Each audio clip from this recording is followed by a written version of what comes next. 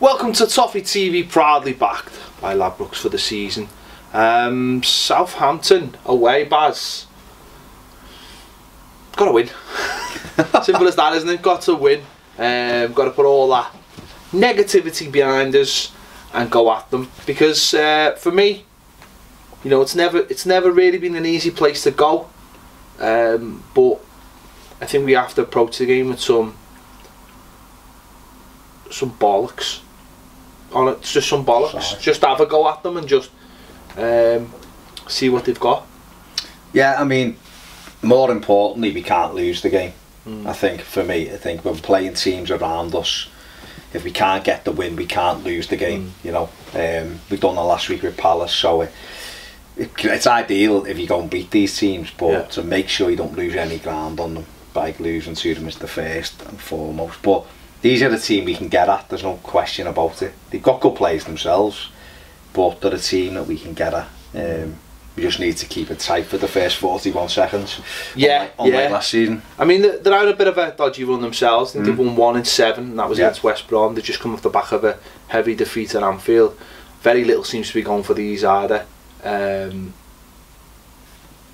little. It's weird because they're only a point ahead of us, but very little is made of Southampton. Do you know what I mean? I suppose that's because they didn't spend a load of money in the summer and the expectations that are on the club. But you know, there doesn't seem to be a panic that there is at Everton. Maybe because there is a new manager and people are thinking, well, it's up to this. You know, they're going that way rather than that way. But it's strange that though, isn't it? That there isn't the same expectations placed on them, or the spotlight just isn't the same. Perception, isn't it, as well, about how clubs are run and how teams are doing. I mean, and again, expectation, because, you know, no disrespect to Southampton, but nowhere near as big as Everton, are they? But they're a good side, they're a good Premier League club. But yeah, everything's interpreted differently. You know, if Everton were to win at the weekend, you know, they could.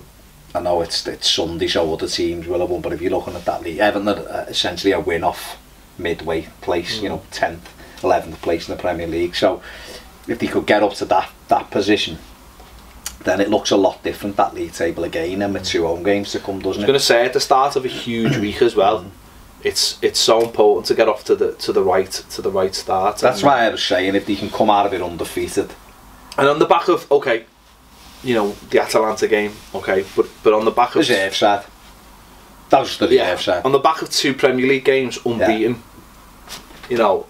Isn't this that we've equalled our longest run of the season? If we could get something, take that into the West Ham game. Yeah. Get the crowd behind. I know we've said this before. I know you can't be putting expectations on the next game. But I think what's important about this game is we go there and we have a go. Now I know, you know, we did that when we went to Leicester and we were caught out. But just playing on the front foot. Okay, it's different from being wide open. You know, you go somewhere and you're wide open, that's different. But just being on the front foot, not playing too deep, having a strong side that has a, you know, is a balanced team, but just play on that front foot from the start. What would you do? Would you keep 4 at the back? I just can't see him playing 3, and I don't know. I think we're open because obviously we've got no. I just think every time we play 3 at the back, we end up playing 5 at the back. But I don't know whether 5 at the back's alright at the minute. I think what we're doing is we're letting goals in all the time. And I think we're just this what me one worry with David Under, and I think just hasn't got the players to play how he wants to play. And it's listen, 4-4-2, brilliant, absolutely brilliant. We don't really play 4-4-2, play 4-3-3. So 1 man and 2 wingers, and then it isn't really that, it's more like 4-5-1. I think you're going down here. I mean, if you played the 4 at the back and then 4 in midfield, we've got no Nias, remember?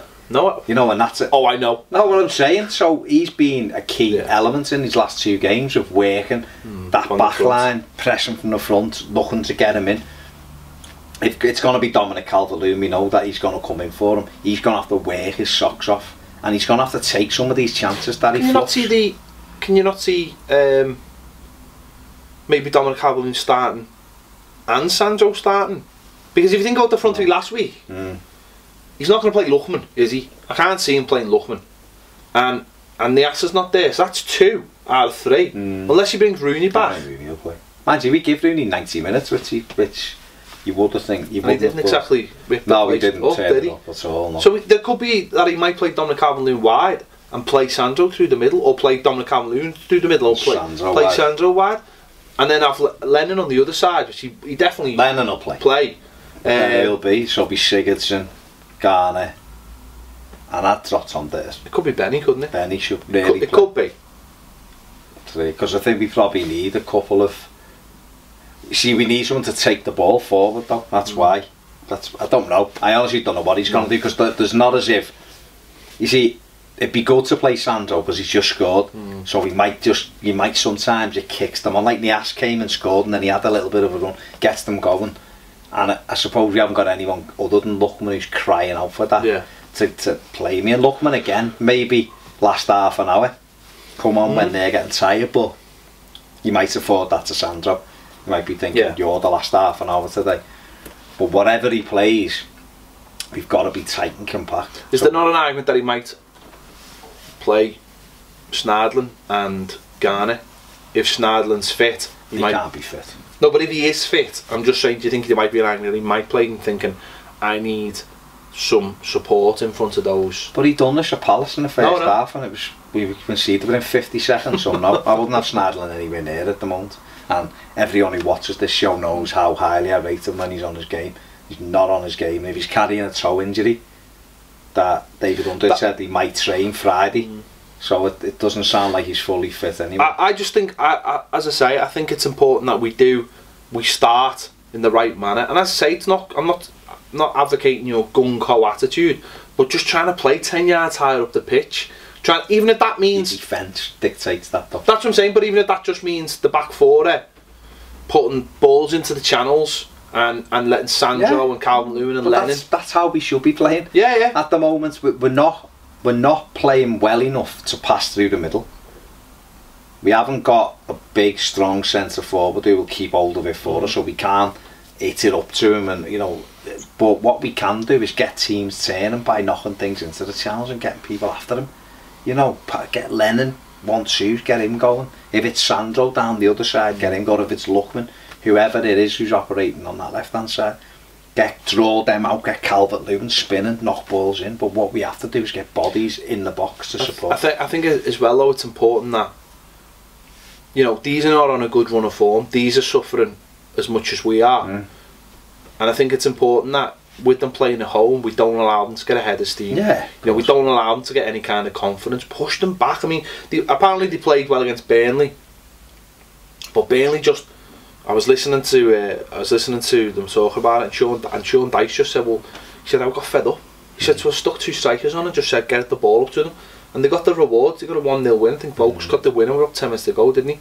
And that's what he was basically. He just said, I got bored of watching our team not controlling the games. So just thought, right, I'm gonna have a go here, because he could sense that. But he's got big, strong sense. No, I know, but what I mean is he could sense that the game was there to be won. Oh, of course. And I think that's important as well. That even if Southampton are in control of the game, we don't just try and bunker in, because we can't do that. We've shown we haven't got the players to do that. No. We have to be on the front foot, pushing them back. As I said, the centre backs just trying to get the ball into the corners and saying to Lennon, right, as soon as you see that ball, you get on them, and if you have to force them into giving a throw or a corner, that's what you do. And then we start from there, and maybe Sandro on the other side, and that's how we get something. It's agricultural football, but it works. It does work if you do it well. The days are gone at the moment for us. It's about style and silkiness and how we can play and this, that, and the other. It's about winning football matches, and if we need to go and we need to keep it tight. I want me defenders to defend, so when that ball drops edge of the box, launch it into their corner flags, drive it into the least dangerous place on the pitch, which is their corner flag, and get people after it. Like you say, turn them, get them knocking it out for throw-ins and corners, get their crowd agitated, get their crowd on their back like it is at Goodison when it's not going for us. Do what away teams do for us. The first 5 or 10 minutes, take your time over goal kicks. Pickford, keep it, goes out for a throw-in, leave it, kick it away, go down, tie you later, break the game up so their fans start becoming restless, or the ground's silent. Do what Martinez used to do to us as a home crowd. with his own team, bore us fucking stupid for those first 10 or 15 minutes and let the game just drop to nothing. Because we went to Palace and it was frenetic from the start. We were 50 seconds, we were 1-0 down, and you're going, we're coming to a place where the team's struggling with confidence like these are, and you're giving them the perfect opportunity to get the backs up. You know, when Burnley come to us a while ago, it seems about 3 years ago now, came to us and we had them under the cosh for the first 20, but what they really done was they just slowed everything down. They broke it up and then they scored a goal and our heads went and they hung on without doing anything. Yeah. You know, and we could do the same. We could do the same to other teams if we keep that little bit of professionalism about us that we don't seem to have. No, you're right. It's a character thing, isn't it? You know, it's a time for big players to stand up and just get themselves through games. The likes of Jags and likes of Baines, you imagine will be back, and it's up to them kind of players to just steady everything. If Rooney plays, it's the same. You know, these players have been here before, or have got the experience in whatever big pressure games. Just start using their heads a little bit more. And you know, I think the biggest disappointment for me recently is that there's been so much placed on younger players when older players, experienced players, have been ducking out of it. And it's up to them now to start leading from the front and start showing some leadership on the pitch. And it shouldn't be, you know, Joe Kenny shouting at people. He should be looking after his own game or whatever. Or, you know, it should be those experienced players pushing Everton forward. And I want to see, you know, I know a lot of people dispute whether it's real or not. I want to start seeing some passion on the pitch, and that doesn't mean committing 87 fouls. That means going around to people and saying, listen, this is what your job is, this is what you should be doing. Not running around after people trying to kick people because you're frustrated. Saying to our players, like, this is where we should be, this is how we deal with things. You know, that's the most frustrating thing, that experienced players have gone missing. That's the worst thing. That's the thing I can't put up with. Is there's a lot of experience in different forms, and it's all just, you know, every time I see Ashley Williams and he's like that with his shirt and all that, and you think, fucking grow up, lad. You've been there, seen it and done it. You've been in a European Championship semi-final. You've had relegation dogfights. You know, start fucking doing something rather than just going hiding like a lot of them seem to be doing. So I just want us to defend properly, and by that I mean when it breaks edge of our box, you smash it 50 yards back down the pitch. Forget about trying to pass it out, and we'll do the, because we haven't got the, we can't pass through teams because we haven't got Ross Barkley who we can get it to and let him run. We haven't got real out and out pace where we can thread it and then get people in. So the best way to do it is make sure it's not around our box. Make them think, oh, for fuck's sake, here we go again, got to get the ball back and build again. Knock it into their half and then press them high. And if you've got someone like Aaron Lennon, who, if you knock a ball 30 yards, he'll chase it, he'll get something. Calvert-Lewin will do. Dominic Calvert-Lewin normally does. That's why I was a bit disappointed in him when he come on against Atlanta, because I thought he didn't put any shift in, but in general he does work hard, and if you do that and press them high up, these love giving you chances. Van Dijk loves not marking anyone. Oh, he'll have his best game. He won't. He's fucking bang. He's well overrated. Great on the ball. He'll have his Liverpool top on underneath his shirt. He had it on last week at Anfield when he let people run in behind him and he had no clue anyone was there. Thought he was right back for us. But I think if you get at them, you can cause them problems. The league form tells you that they can. 1 win and 7 for that. It's like us, the pair of them. The thing about it is, if we win the game, we go above them. And that's the only thing we should be thinking about, is that win that game, you go above them. That's someone you've gone above. And then there's 2 big home games coming up that are winnable games, because, you know, just a little bit. West Ham are not a great side, and then you've got Huddersfield, which is a winnable game, even though they've done all right. So you start the week well, and the next minute you get to the end of the week, and you know you could be in a very, very different place, you know, in the table and mentally as well. So, but no, I totally agree with you. I think it's a game we can win. It'll be a difficult game, no question about it, because we're not playing well, obviously. And it is a difficult place to go. Away games are difficult. Stop giving away so many stupid goals. If people just do their job, you know, and cut the silly mistakes out, we will win games, because a lot of the goals we can see that are avoided. I know we can say about any goal, but we're giving more than our share of cheap goals away, and it's because people aren't doing. Imagine if we could get a clean sheet. Now imagine that, a clean sheet, not conceding a goal. Be some kind of miracle. Be only the second Premier League game this season, and the first that we had was the opening day. No. If we could, you know, if it's Southampton 0 on Sunday night, we'll be delighted, won't we? Even if, you know, if we drew 0-0 even. If we're going to draw a 0-0 draw, I think we'll do a lot more for the confidence than a 3-3, because I think you'd go, I've got the ability to keep clean sheets. He'd be dug in, and it gives everyone good pick for the lift. It'll give everyone, but if we could just go there and win 4-0, it'd be great. Oh, I thought I'd had a lack of sleep. Anyway, let us know your thoughts in the comments. Are you confident we can make it 3 unbeaten in the Premier League? Imagine. A clean sheet, imagine. Let us know your thoughts. We need something, please. For my sanity, we need something. See you later.